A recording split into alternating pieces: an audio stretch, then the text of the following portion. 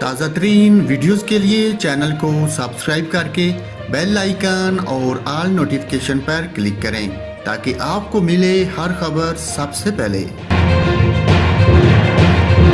आलमी रिकॉर्ड बनाने के शौकीन अफराद कुछ भी कर गुजरने की जुस्तजू रखते हैं और ऐसा ही आलमी रिकॉर्ड बनाने की ख्वाहिशमंद एक भारतीय खतून ने किया जिन्हें देखकर सब हैरान हो गए। इंस्टाग्राम पर एक वीडियो शेयर की गई है जिसमें खतून को अपने बालों से भारी भरकम बांस को खींचे देखा जा सकता है।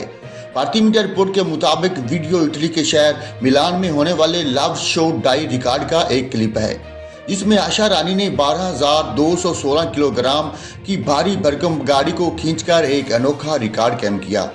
ये कारनामा आशा नामी खतून ने 2016 में अंजाम दिया था, जबकि ये वीडियो हाल ही में उनके अकाउंट से शेयर की गई है।